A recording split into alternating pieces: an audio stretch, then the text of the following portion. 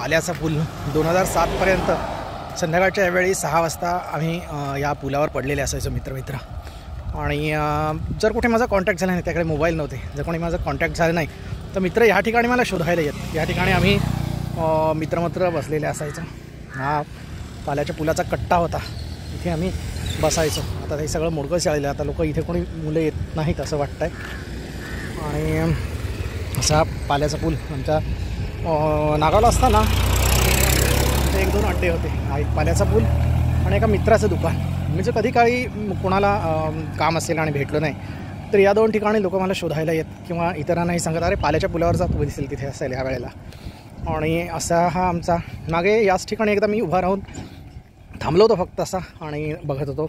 तर एका त्रयस्थ माणसाने, जो नागावमध्ये कदाचित आता तो जुना झाला असेल पण आमच्या वेळचा नव्हता तो, अशाने येऊन मला विचारलं होतं काय कुठे जायचं आहे, काय हवं आहे.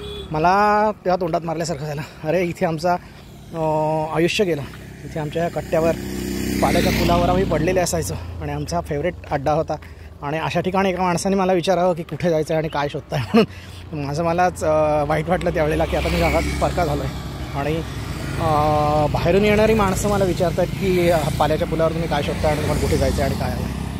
आज काशीतून येताना बायपास रोडने आलो आणि तेव्हा पाल्याचा पूल परत एकदा आठवण झाली. बऱ्याच माझ्या आठवणी आहेत. मला प्रेझेंटपेक्षा या आठवणींमध्ये रमायला आवडतं. या सगळ्या जुन्या आठवणी माझ्या सगळ्या नाहीशे झालेत आणि मी फ्लॅट संस्कृतीमध्ये गेलो आहे आणि गाव सुटलं आहे, याचं मला फार वाईट वाटतं. आणि त्यामुळे म्हणून मला ह्या ठिकाणी आलो, ह्या आठवणी जागे झाल्या की चांगलं वाटतं. म्हणून मी अशा जुन्या आठवणी नेहमी शूट करत असतो, त्याचे व्हिडिओ करत असतो.